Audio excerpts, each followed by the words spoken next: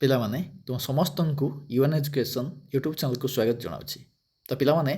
ଆଜିର ଟ୍ରାନ୍ସଲେସନ୍ ଭିଡ଼ିଓଟି ରହିଛି ମଡ଼ାଲ୍ ଉପରେ। ତ ଆମେ ଆଜି କ'ଣ କରିବା ନା କ୍ୟାନ୍ ବିକୁ ୟୁଜ୍ କରି କ୍ୟାନ୍ ବି ମଡ଼ାଲ୍କୁ ୟୁଜ୍ କରି କିଛି ଓଡ଼ିଆ ସେଣ୍ଟେନ୍ସକୁ ଇଂଲିଶକୁ ଟ୍ରାନ୍ସଲେସନ୍ କରିବା। ତ ଆଜିର ଭିଡ଼ିଓଟି ଷ୍ଟାର୍ଟ କରିବା ପୂର୍ବରୁ ଯଦି ତୁମେମାନେ ମୋର ପୂର୍ବ ଟ୍ରାନ୍ସଲେସନ୍ ଭିଡ଼ିଓଗୁଡ଼ିକୁ ଦେଖିନାହଁ ତାହେଲେ ଏହି ଭିଡ଼ିଓର ଡେସ୍କ୍ରିପସନ୍ ବକ୍ସରେ ମୁଁ ଲିଙ୍କ୍ ଦେଇଦେଇଛି, ଯାଇକି ଯଥାଶୀଘ୍ର ଦେଖିନିଅ, ନଚେତ୍ ପ୍ଲେଲିଷ୍ଟରୁ ଦେଖିପାରିବ। ତ ପିଲାମାନେ ତ ଆଜିର ଟ୍ରାନ୍ସଲେସନ୍ ଭିଡ଼ିଓଟି ଆମେ ଆରମ୍ଭ କରିବା। ତ ଏଇ ରହିଛି କ'ଣ ନା କ୍ୟାନ୍ ବି କୁ ୟୁଜ୍ କରି ଆମେ କିଛି ସେଣ୍ଟେନ୍ସକୁ ଓଡ଼ିଆରୁ ଇଂଲିଶକୁ ଟ୍ରାନ୍ସଲେସନ୍ କରିବା। ତା ସହିତ କ'ଣ ନା କ୍ୟାନ୍ ବି ସହିତ past participle form of the main verb,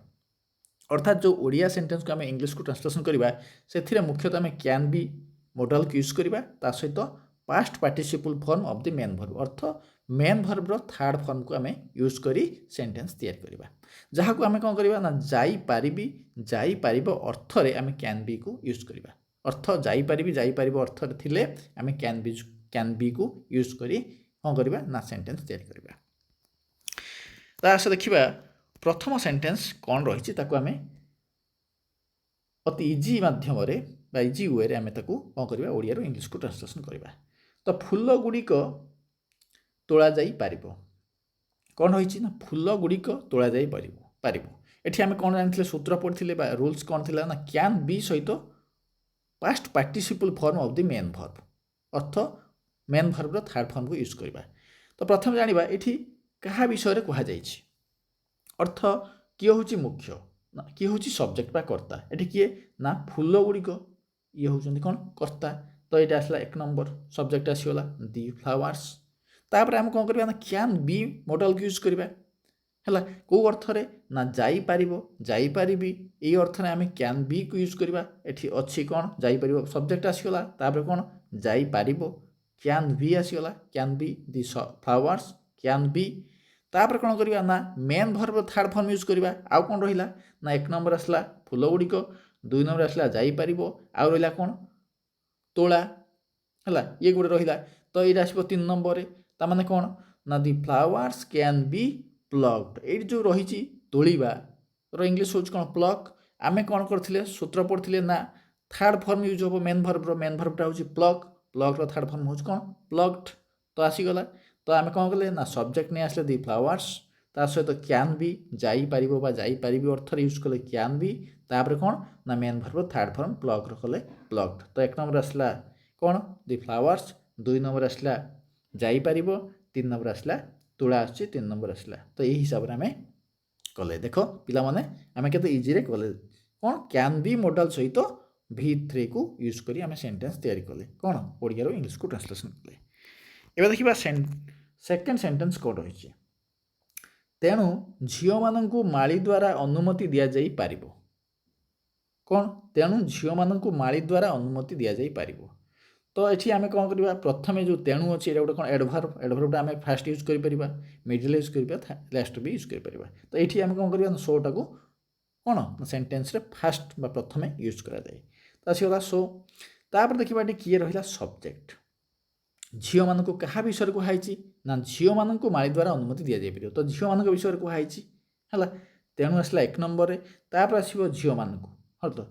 ଆସିଲା ଇଏ ହେଉଛି ସବଜେକ୍ଟ, ଝିଅମାନଙ୍କୁ କ'ଣ ନା ଦି ଗର୍ଲସ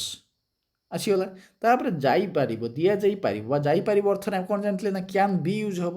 ଆସିଗଲା କ୍ୟାନ୍ ବି, ଇଏ ଆସିଲା 3 ନମ୍ବରରେ କ୍ୟାନ୍ ବି ଆସିଗଲା। ଆଚ୍ଛା, ତାପରେ କ'ଣ ରହିଲା ନା so the girls can be ଆସିଲା। ତାପରେ କ'ଣ ଦିଆଯିବ, ଝିଅମାନଙ୍କୁ ମାଳି ଦ୍ୱାରା କ'ଣ ଦିଆଯାଇପାରିବ ନା ଅନୁମତି ଦିଆଯାଇପାରିବ, ଅନୁମତି ଆସିଗଲା କ'ଣ 4 ନମ୍ବରରେ,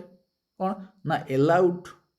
ଅନୁମତି ଇଂଲିଶ କ'ଣ ଏଲାଉଡ୍। ଏଇଠି କ'ଣ ନା ଅନୁମତି ରହିଛି କ'ଣ ମେନ୍ ଭର୍ବ, ତ ମେନ୍ ଭର୍ବର ଫାଷ୍ଟ ଫର୍ମଟା କ'ଣ ହେଉଛି ଏଲାଉ, କିନ୍ତୁ ଏଠି ଆମେ କ'ଣ ଜାଣିଥିଲେ ନା କ୍ୟାନ୍ ବି ସହିତ ଭିର ଥାର୍ଡ଼ ଫର୍ମ ୟୁଜ୍ ହେବ, କ୍ୟାନ୍ ବି ସହିତ ଭିର ଥାର୍ଡ଼ ଫର୍ମ ବା main ଭର୍ବର past participle form use ହେବ। ତ ଏଲାଉଡ୍ ଆସିଗଲା। ଆଚ୍ଛା, ତାପରେ କ'ଣ କାହା ଦ୍ୱାରା ନା ମାଳି ଦ୍ୱାରା, ଇଏ ହେଉଛି 5 ନମ୍ବର ଆସିଗଲା ମାଳି ଦ୍ୱାରା। ତ ବାଇ ଦି ଗାର୍ଡେନର। ତ ଏବେ ଆମେ ଜାଣିଗଲେ କ'ଣ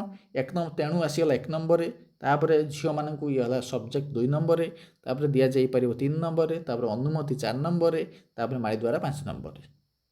ହେଲା। ତ तो से हिसाब से देखने कौन दि so the girls can be allowed by the gardener जानले ये गला सेंटेंस टी आम ये मुख्य देखले कौन एडभर्ब आसला सब्जेक्ट आसला तापर कौन मॉडल आसला मॉडल भर्ब आसला तापर अनुमति अर्थ कौन दि जापर ना अनुमति ये आसला ऑब्जेक्ट आसगला तापर माली द्वारा आउ जहाँ रहा अदर पार्ट आसगला शेष को तो so the girls can be allowed by the gardener मुख्यतः कैन बी सहित भर्बर थर्ड फॉर्म आम यूज करके सेंटेंस तैयारी कले देखा नेक्स्ट सेंटेंस कौन अच्छी झील चाहिए किसी फूल निज घर को नेबाई कहुपर देख बड़ बड़ वाक्य रही कि आम कौन करुचे ना कैन बी सहित भर्बर थर्ड फॉर्म को यूज करके आम ट्रांसलेट करुचे तो झील चाहिए किसी फूल निज घर को नेबाई कहुपर देख ये जो वाक्य गुड़िक कौन टिके कौन करे बुले रही आम जदि कही था झीलटी चाहिए निजे फूल नहीं पारता कि आम कौन कराई ना झील चाहिए किसी फूल निज घर को नेबाई कहुपर दि जापर यही अर्थ में आम कौन करते कैन बी को यूज करचे ये झील चाहिए अर्थ चाहिए न चाहिए गोटे जदि प्रश्न आसूची जदि झील चाहिए किसी फूल ता घर को नहीं पार तो जदि आस कौन इफ क्लॉज यूज हम आसगला तो इफ क्लॉज को आम यूज करवा तो झील चाहिए कौन हम ना इफ दि गर्ल वांट्स ये जेहेतु झील रही तृतीय पुरुष एक वचन ताने कौन हम ना वांट हम नहीं वांट्स हम ये एस कि एस लगे भर्बर मेन भर्बर तो ये आसला वांट्स आसगला तो इफ दि गर्ल वांट्स आसगला ये कौन सब्जेक्ट होगा एक नंबर पड़े आसला इफ लगे सब्जेक्ट पूर्व इफ लगे जेहेतु यहाँ हूँ कौन ना गोटे कंडीशन रही अच्छा तापर कौन करवा ना कुहा जाई पारिबो दिया जाई पारिबो जाई पारिबो अर्थ कौन आम कैन बी यूज करचे है कैन बी आसगला एक नंबर ये आसला दुई नंबर तापर कौन देखा ना जो जापर अर्थ आम कैन बी यूज करदे तापर कुहा जापर अर्थ कहवा अर्थ क्या कहवा ना ताकू कहवा से झील को कहवा तो कैन बी टोल्ड हार कहवा कौन टोल्ड आसगला क्या ना झील को टोल्ड हार ये टोल्ड कहीं ना मेन भर्ब अच्छे कौन टेल टेल आम थर्ड फॉर्म यूज करें जाने कैन बी सहित भर्बर थर्ड फॉर्म तो टेल आसगला कौन टोल्ड आसगला तो क्या ना ताकू टोल्ड हार आसगला कौन तापर कौन नेबापाई तो प्रथम आसला झील चाहिए एक नंबर आसला तापर दुई नंबर तापर कौन ताकू कुहा जाई परिबे होची 3 नंबर तो टोल्ड हार तापर कौन नेबापाई ये हूँ 4 नंबर रे तो टू ब्रिंग घर को नेबापाई ये आसगला घर को नेबापाई ये आसला 4 नंबर टू ब्रिंग होम कौन ना किछि फूल ये आसला 5 नंबर रे तो सम फ्लावर्स तो आम जानले कौन प्रथम आसगला जेहेतु ये झील चाहिए न चाहिए कथा रही गोटे जदिर कथा रही तो से अनुसार आम कौन कले इफ क्लॉज यूज कले ता सहित कौन सब्जेक्ट आसगला तो इफ दि गर्ल वांट्स तापर कौन मॉडल कौन आसो भर कौन आसो ना जापर अर्थ कैन बी तापर कुहा ताकू कुहाजिब अर्थ टोल्ड हार तापर कौन ना निज घर को नेबा टू ब्रिंग होम तापर शेष रही कौन ना 5 नंबर किछि फूल सम फ्लावर्स तो आसगला कौन if the girl wants can be told her to bring home some flowers बुझीगला अच्छा तापर देखा नेक्स्ट सेंटेंस कौन अच्छी ये रही शेष सेंटेंस देख यहीटा हो न पार कहीं ये कौन है देख ये सेंटेंस रे ओडिया वाक्य निगेटिव इंटरगेटिव रही अर्थ ये वाक्यटी निगेटिव सहित इंटरगेटिव रही जदि निगेटिव इंटरगेटिव रही तो प्रथम कौन कर इंटरगेटिव जो फर्मुला आसवा तो कौन कहीं अच्छी तो नहीं आसो कौन व्हाई आसवा है व्हाई नहीं आसवा तापर कौन पारिबा न पारिबा अर्थ रे जेहेतु आम जापर देपर ये अर्थ कौन कैन यूज कर निगेटिव अच्छी प्रथम कैंट आसगला कैन नट आसो तापर कौन आसो ना सब्जेक्ट पड़े आसला तो प्रथम आसला कौन एक नंबर यहाँ न पारिबा अर्थ रे 2 आसला तापर यहीटा अर्थ कौन आसला यहाँ हूँ सब्जेक्ट आसीज 3 नंबर है तापर कौन आसो तापर आसो बी आसो है कौन ना why can not why can't it be तापर हेबा अर्थ रे कौन डू तो किंतु आम कौन जाने ना कैन बी सहित main verb third form use हम तो से हिसाब से कौन डन है तो ये कौन जानले ना बर्तमान आसला why can't it be done तो ये जो रही हेबा अर्थ रे कौन ना आम लगे बी आसला किंतु ये जो गोटे कम को बुझे यहाँ हो न पार कहीं अर्थ गोटे कम हो न पार कहीं से अर्थ को बुझाऊँ तेणुक कौन ना कम है गोटे कम को बुझेले कम होगा बुझे कौन